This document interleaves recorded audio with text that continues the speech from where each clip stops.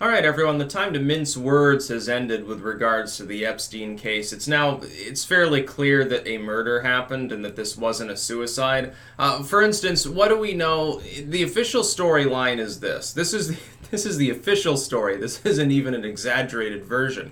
The official story is that Epstein's lawyers told the prison take him off suicide watch. You know, he had supposedly tried to kill himself before. He apparently was claiming he was attacked, which is probably true. They probably tried to kill him before. Probably what happened is they attacked him to try to silence him. It looked like he was going to crack anyway, so they decided to off him, somebody. And I'll get into speculation on that separately here in a moment. So he gets taken off suicide watch. You know, he convinces his lawyers, hey, I'm not a suicide risk. Yeah, fucking send the guards away. The two guards that were watching him, one wasn't even a full-fledged guard. The other one was like new on the job. They were sent away, and for 5 nights were pulling like graveyard double shift. So, you know, they were practically high and hallucinating anyway. The camera malfunctioned during this particular 24-hour period, so I don't have video of what happened. They were hearing shrieking from his cell. His roommate, I guess, or something, or the person in the next cell was sent away, or something like that, I guess. And then he hanged himself with a bedsheet. Now, people who are hanging themselves usually don't shriek. Generally, they're choking, and that's, you know, sort of the point. And so it's kind of hard for them to scream. I think he was murdered, yeah. I think that it was almost certainly knocked off. The official story here makes so little sense. We've got look, the government doesn't like to rock the boat. And yet the Attorney General's like, well, something terribly wrong happened here, so we're looking into it too. Now, the FBI raids like Epstein Island right afterwards, and the whole entire case is weird from start to finish. And yet you still get a handful of assholes who believe it's a conspiracy theory if you question this official narrative, but the official narrative can't be true. There are too many, you're asking me to believe in too many unlikely circumstances all coming together. Apparently this prison, for example, has never had a person on suicide watch manage to off themselves. Epstein's the first and the only. That's very, very convenient considering the number of names and addresses he probably has. Here's the problem. Here's where speculation about whodunit becomes difficult. The number of people who would benefit by Epstein dying is staggering. People say the tongue-in-cheek like Clinton body count stuff. Okay, that's a good thing from a propaganda standpoint. Dragging the Clintons in is a really good way to popularize the fact that something fishy happened, roll it up into a short statement that's also funny, and get people to understand, look, what we're actually claiming is basically some weird shit happened here. Something's rotten in Denmark, so to speak. That's the basic point. But we don't know it was the Clintons. It could have been anyone else. It could have been anyone on or not on the flight list. Here's the thing. Somebody who's like associated with it might say, well, you know, I don't think there's any like tapes of me doing any weird shit, but Epstein might say weird shit. What if, like, for example, I can think of 2 specific classes of people who would really benefit from Epstein dying. The first would be people associated with him who actually didn't do anything wrong but are terrified that they'll get smeared.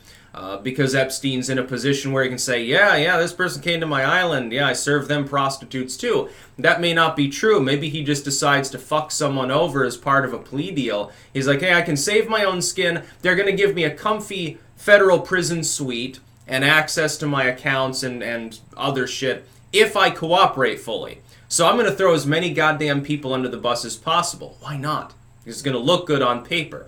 So they could be worried. The other group of people, and this is where it gets messy, are people that you wouldn't know were associated with him at all.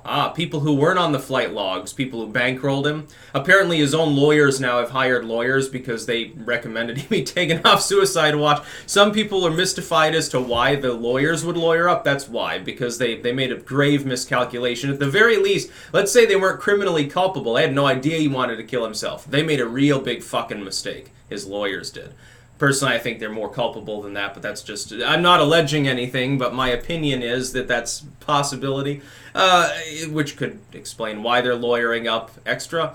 The second group of people would be people that aren't on the flight logs. Someone you would never expect to be associated. What if it was Pat Robertson out of nowhere? Like, he's like, oh shit, you know, I was giving all this money to him through my Cayman Islands bank accounts, and now they're looking into things. I better make sure he doesn't squeal, because it's already going to be difficult for me. People for which there might be a trail leading them to Epstein, they expect to get away with it, so to speak, unless it's looked into too much, and they're afraid that Epstein will give them up. The biggest kahunas of worldwide slave trafficking, child trafficking, drugs, and all that stuff are not going to appear on Jeffrey Epstein's flight list. No. They'll be much more shrewd than that. They'll be people that you'll never suspect. They won't be on the flight manifestos. If they are, there won't be any direct evidence of wrongdoing. It'll be people like that. That's the sort of person who would have him off. Not someone who's, they're already like, well, the gig is up. You know, the worst thing that could happen is too much attention being brought to this case right now. People who were like, you know, by the way, I'm going to take an extended vacation in Beijing. Bye, America. Oh, yeah, I overstayed my visa after paying the Chinese government $500 million big ones. But, you know, nothing abnormal here. That sort of thing can happen. Maybe people should look into the rich elite of Hollywood and the banking industry and people like that and find if anyone has recently switched countries. That might give you an indicator. Trump came out the other day, and he gets lambasted by the legacy media, and he's like, oh, well, look into whether Bill Clinton visited the island. I think he did, and then you'll know more. And it was sort of a cryptic statement. For Trump, it's red meat to the base, basically, talking about the Clintons, because they're the most notable group associated directly with Jeffrey Epstein. Trump has, by the way, nothing to lose. He's not directly associated with him. He hasn't associated at all with Epstein and his people in over a decade, long after the initial case, long before the initial case against him, I think. And never visited his private island or anything. Trump, gets a pass. If you look at Trump's association with Epstein, it does not raise, in my opinion, any red flags. It's just a fellow businessman who happens to have, thrown him out of Mar-a-Lago later on, supposedly. And we're still not 100% sure about that case, but it appears he was banned from Trump's main property. As far as Clinton, he visited the island on multiple occasions. Some people claim he dismissed his security detail before going there. It is possible that he did that. Again, I haven't seen total corroboration one way or the other. Sometimes these things, they get a little bit befuddled. They get a little bit murky because people are making, claims that don't mesh with each other. And sometimes you can't figure out which one is objectively true because you'd have to dig through a bunch of fucking legalese in order to figure out what actually happened. It's like, I'm not going to believe just, Gateway Pundit says, okay, well, that's fine. That's what Gateway Pundit says.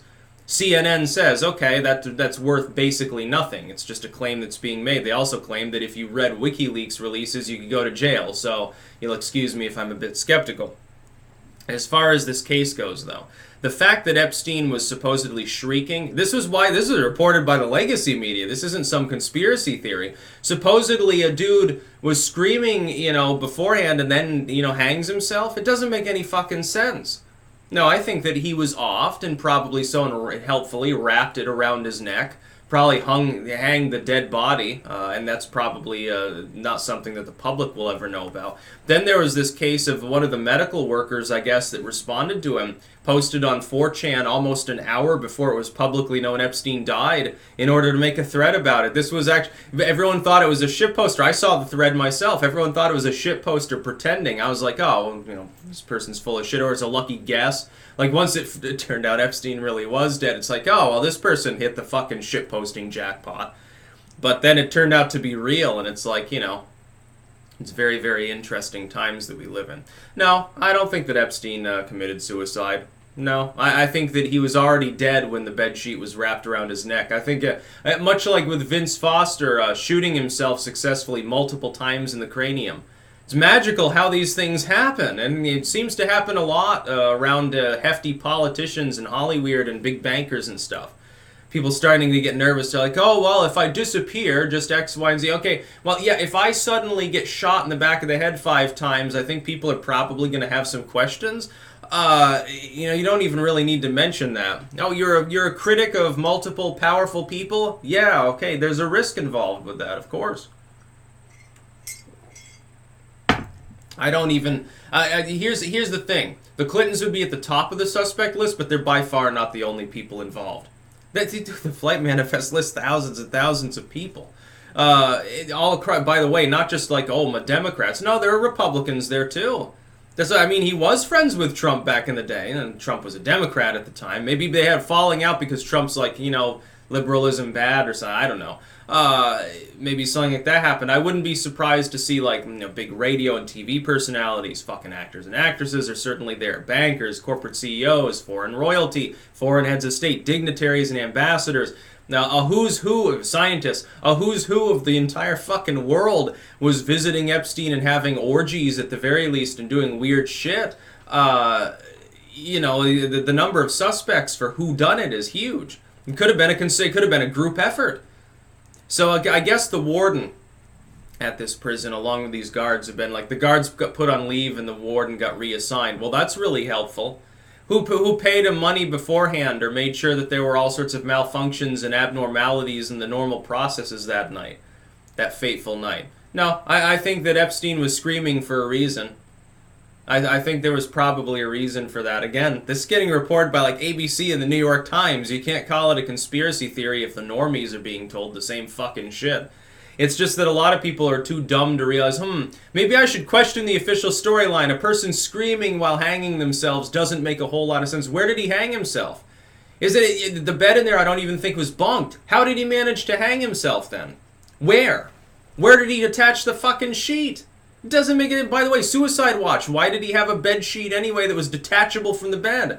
Usually it's made out of a material like a thick fiber, a nice big thick material that you wouldn't be able to cut apart anyway, even if you had a razor blade. What the fuck gives? It doesn't make any goddamn sense. The whole case, from start to finish, has been nothing but oddity after oddity, and there are still some people who think that there's something wrong with questioning the official storyline, which is Epstein, because he felt guilty or was afraid of spending his life in prison, decided to kill himself. And then you have shit posters saying it's actually like Anthony Bourdain's cryogenic corpse that was offered up because of a Shoop death photo and weird shit like that. I do find it odd because Bourdain and Epstein did look similar. Bourdain, of course, did kill himself. That was like last year or something. Bourdain, didn't he have a problem with the Clintons too? Didn't he say something about like Weinstein and his people? Right before he. And I don't know if the story was true, but what I heard is that he made a meal of poisonous rabbit and then hanged himself. I believe. There was a picture of him, I think, in public where he had ligature marks on his neck. It looked like he had unsuccessfully tried several times. Apparently a really depressive dude, so maybe it happened. By the way, didn't he have a series on CNN for several years that was very highly rated? It's funny, these people all have ties to the Clintons and CNN. It's interesting. Chris Cuomo aside. That's about all. Peace out.